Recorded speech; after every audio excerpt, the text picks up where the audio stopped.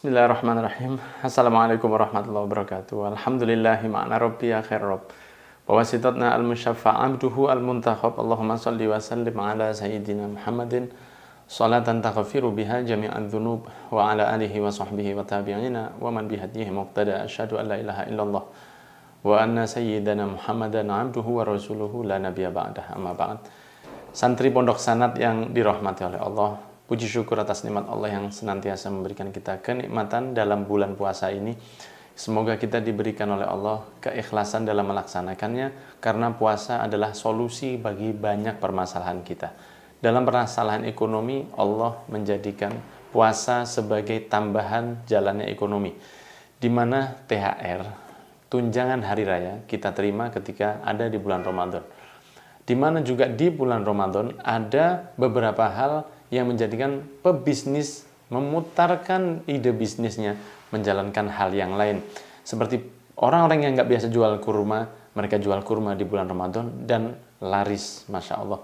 Ada orang-orang yang berjualan baju, bahkan yang non-muslim pun, mereka yang memiliki toko-toko besar, laku dengan keras di bulan Ramadan.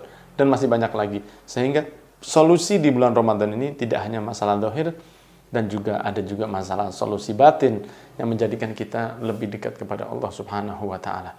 Maka di pembahasan yang berikutnya adalah di poin yang ke-13 di halaman ke-26. Di sini Nabi Muhammad SAW memberikan salah satu solusi khusus bagi antum yang masih jomblo, antum yang belum memiliki pasangan. Ikhwan yang dirahmati oleh Allah, dari sahabat Abdullah bin Mas'ud radhiyallahu anhu, beliau mengatakan, qala lana Rasulullah sallallahu alaihi wasallam, Nabi Muhammad mengatakan kepada kami, ya ma'syar syabab, wahai pemuda, man istata'a minkumul ba'ata falyatazawwaj. Barang siapa dari kalian telah mampu untuk berkeluarga, maka hendaknya ia segera menikah.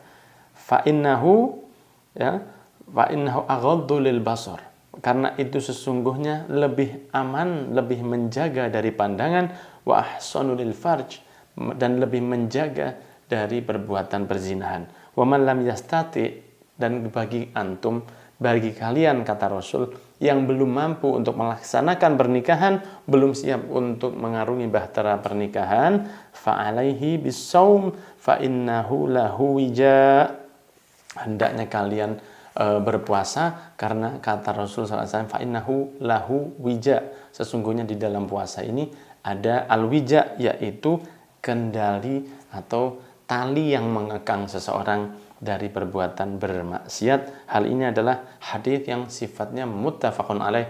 Imam Bukhari, Imam Muslim, dan imam ahli hadis yang lain menyepakati kesahihan hadis ini. Maka ketika usia sudah bertambah dan jodoh juga belum kunjung terbit, maka perbanyaklah puasa sunnah, karena itu bisa menahan seseorang dari perbuatan maksiat. Puasa membuat tubuh kita melemah, dan itu akan membuat hawa nafsu kita melemah juga. Ada kadang pertanyaan yang menyatakan, mengapa jika Ramadan datang, mengapa jika saya berpuasa, ternyata hawa nafsu saya nggak turun juga. Bahkan ada yang mengatakan bahwa hawa nafsu malah menjadi-jadi. Nah, ini solusinya pernah disampaikan oleh guru kita semua, Syekh Islam, yaitu Imam Al-Ghazali radhiyallahu anhu ardoh. Beliau mengatakan, makanmu yang berlebihan di malam hari, setelah bertarawih kemudian makan lagi yang dalam jumlah yang besar, atau berbuka dalam kapasitas yang sangat banyak, sehingga makanan yang masuk ke dalam tubuh kita yang sebelumnya mestinya sehari kita libur, kalau biasanya kita mengonsumsi sekilo atau mungkin setengah kilo dari beras dalam satu hari, maka mestinya di bulan Ramadan kita hanya mengkonsumsi separuh dari yang biasa kita konsumsi di hari-hari biasa.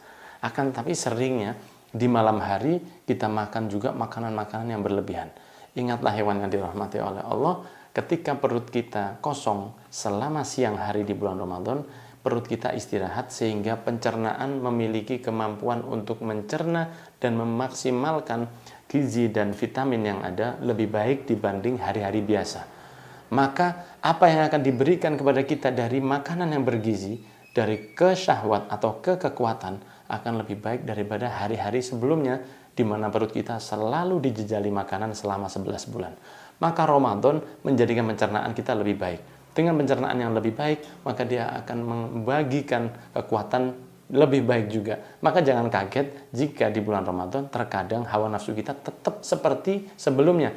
Apakah nggak sesuai dengan hadis Rasul? Bukan itu masalahnya. Masalahnya adalah ketika di malam hari kita makan banyak makanan, dan Imam Ghazali mengatakan itu yang membuat hawa nafsu nggak kunjung hilang juga walaupun puasa Ramadan selama 1 bulan. Jadi anjuran para ulama untuk tidak banyak mengkonsumsi makanan ketika berbuka, begitu pula ketika sahur, begitu pula di malam setelah tarawih sebelum tidur, makan sesuatu yang sifatnya ringan saja agar membuat kita lebih kuat dalam menjalankan puasa dan jauh dari rasa syahwat tadi.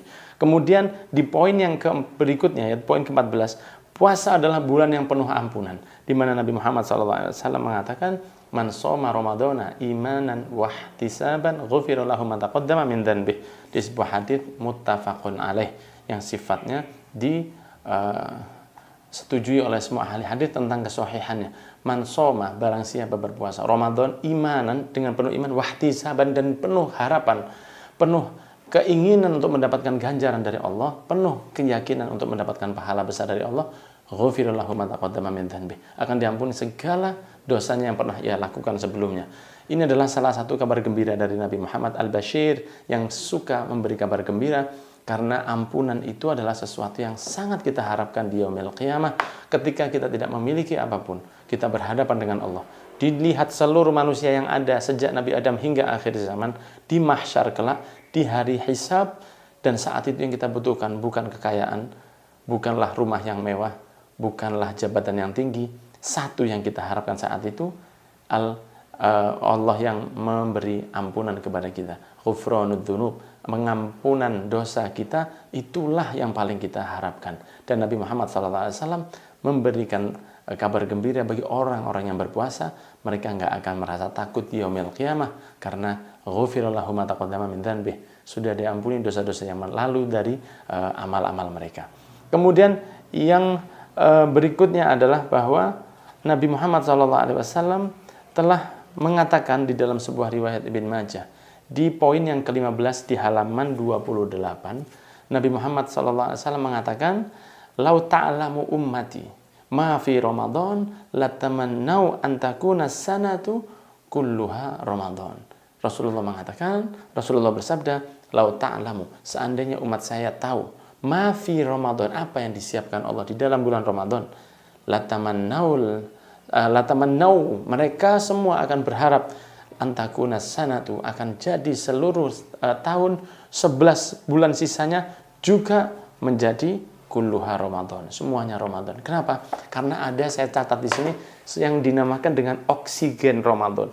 Ikhwan yang dirahmati oleh Allah, Ramadan ini membuat kita yang malas ngaji jadi semangat untuk mengaji Al-Quran. Saya yakin Anda dan saya bahwa kalau sudah datang bulan Ramadan, Quran yang kita baca itu lebih banyak dari bulan-bulan yang lain. Sholat sunnah kita lebih banyak dari bulan yang lain. Ibadah kita lebih enak daripada bulan-bulan yang lain. Apa yang menjadikan hal itu bisa terjadi? Inilah yang namanya oksigen Ramadan. Ikhwan yang dirahmati oleh Allah, ketika banyak tempat maksiat ditutup, sebagaimana kita ketahui bahwa ketika datang Ramadan, maka banyak tempat maksiat ditutup. Tutupnya tempat maksiat membuat oksigen semangat ibadah semakin baik. Ketika banyak orang sholat jamaah di masjid, oksigen kebaikan semakin baik. Ketika banyak orang tadarus membaca Al-Quran di sekitar kita, di kampung, di musola, di masjid-masjid, maka rasa untuk ibadah naik juga. Sehingga inilah yang saya beri nama oksigen Ramadan, yaitu nafas kecintaan kepada agama yang membuat warga sekitar dan rasa di bulan Ramadan lebih membuat kita mudah untuk sholat sunnah, membuat kita mudah untuk menghatamkan Al-Quran, membuat kita mudah untuk bersedekah, dan amalan-amalan yang lain. Inilah yang menjadikan kita cinta kepada Ramadan, dan memang Ramadan membuat kita semakin asik untuk beribadah. Maka Rasulullah mengatakan, seandainya kalian tahu apa yang di bulan Ramadan dari kandungan-kandungannya, kalian akan berharap seluruh tahun jadi Ramadan. Semoga meski hanya Ramadan sebulan bagi kita, tapi Allah bisa membantu kita untuk menjadikan seluruh hidup kita seperti Ramadan. Menjauhi yang dilarang, melakukan yang diperintahkan, menambah dengan sunnah, dan penuh dengan keberkahan. Wassalamualaikum warahmatullahi wabarakatuh. Walhamdulillahirabbil alamin.